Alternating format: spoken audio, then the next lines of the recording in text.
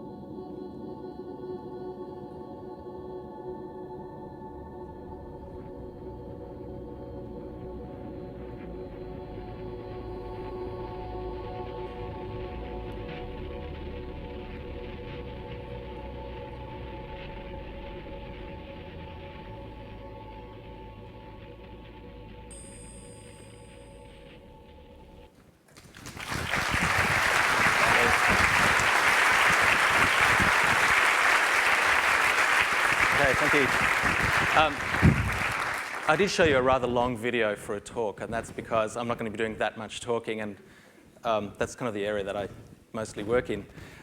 For me, life is often a little messy, and when I was trained in art and then in dance, a lot of the work that was shown to me, a lot of the works that I studied very much deal with kind of idealism, ennoblement and dignity of the human body and the human spirit and so forth. And while that is all wonderful, I found that a lot of the things that I was thinking about didn't really correspond with that. And what I mean by that is that often I find that my sort of imaginative mind, my irrational world, often doesn't reconcile with the more tangible, rational world that I live in.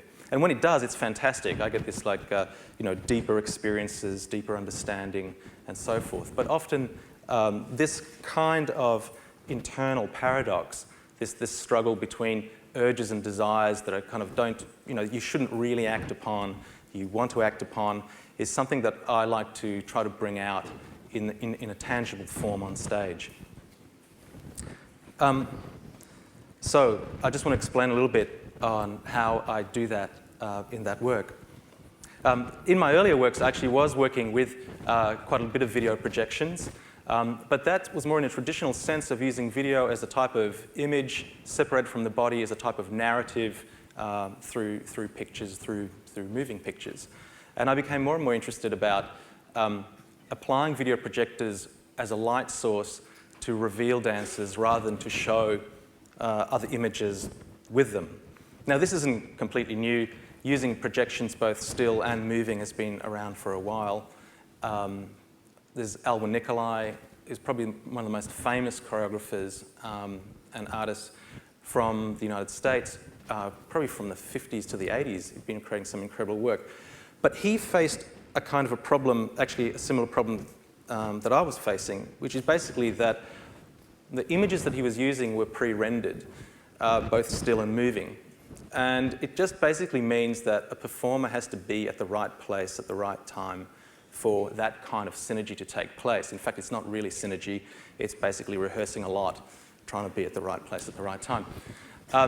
So in 2004, I met this incredible computer software engineer, Frieder Weiss, in Europe. And he showed me a system that he'd been working on. He was actually an engineer for Bosch Engineering for quite a while.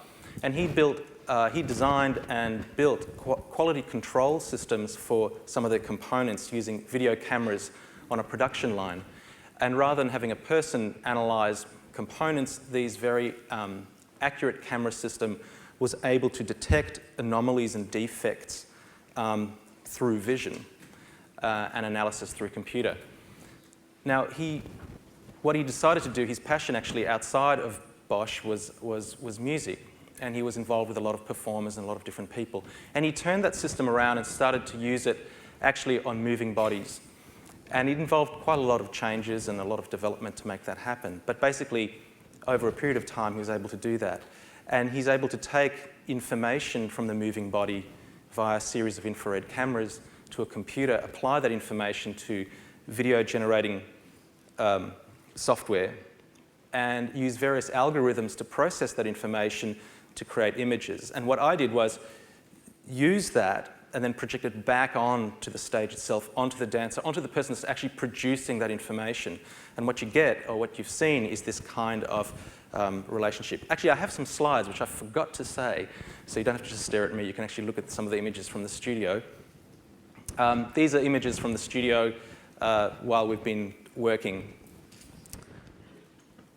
So in 2005, Frieder came to Melbourne, and we worked in my studio for a short period of time. And it was a little bit like show and tell. He showed me what he'd been working on, and I showed him some of my choreography. There's the beautiful Frieder right there. He's a man, which is, I was surprised when I first heard his name and then saw him. And what was kind of interesting, we didn't really develop very much. We didn't actually make new work. But I really tried to, in that period, understand what are the qualities in his work, in his system, in his machines. And what I found was that what was really wonderful was it gave this sense that something was emanating from within the body. There was this sense of being able to see into possibly someone's imagination, or the effect that they were having on the space around them and the way that space and the environment was affecting them. And so I kind of then began to think about creating this choreography that is really involved with this sense of change, this kind of fiction evolution, this sense of the creature part within me, the part that doesn't really reconcile with the rational world, kind of revealing itself through this kind of system. And so we kind of went on this adventure, and the first thing we created was a solo piece called Glow for one dancer, and she performs flat on the floor, because for me it was important that the performer is actually on the image or in the image. And also that not using vertical surfaces where the performer's always at the base of a screen, because it's really boring. And I wanted this sense of weightlessness and also floating and not having a top and a bottom and a side. So in Glow, people sit around 360 degrees and look down from very steep seating or standing around. And it's a wonderful show, and we've been touring it. We're still touring it at various cities around the world.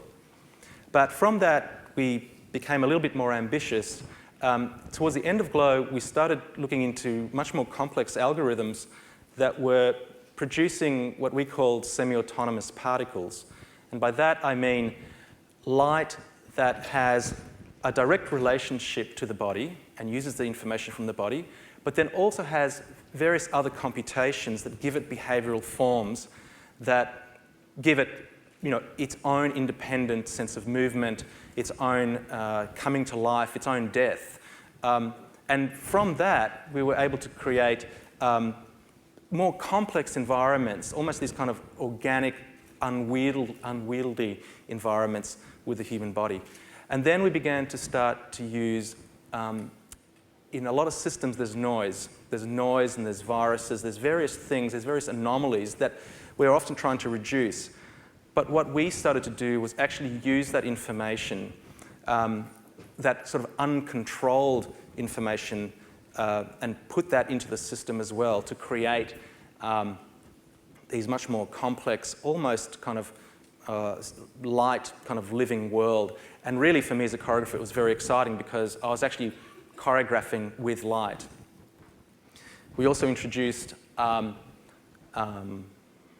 Fox, who is an amazing sound and laser artist from Australia, and also Ben Frost, a composer from Reykjavik, from Iceland. And what we were able to do was to get the laser system reading the information from the dancer, and also to generate sound from that data. So we had a very synesthetic effect in the sense that you could really hear what the movement looked like, and you could pretty much see what sound sounded like, this idea. Now, this is not completely new, but this is, I think we've taken it to a form that's become, very, very powerful and very evocative. And it's not really about the system. It's not really about interactivity. It's really applying that kind of technology to tell these much more human stories. And when we came together, this was the kind of interesting part for me, and it continues to be interesting in my work. We had ideas about things that we wanted to do. We kind of imagined what these images and what these scenes could be like. And the fact was that once we started working, we were wrong most of the time. A lot of the things that we wanted to do could not be achieved, or in fact, we couldn't do it at the time. But in trying to, things which we just couldn't imagine came up. And sometimes, as any artist, you think, is this the right way? Do you use that? Do you block it? Is it going to a different form? And in working with that, I think we were able to create a work that individually none of us could have made. But as a team, we actually came up with something that was truly unique to all of us. And this is something, for me as a choreographer, and working in teams and collaborations and having these times of experimentation to develop these forms, continues to fascinate me. And that's all I've got to say. Thank you very much. Cheers.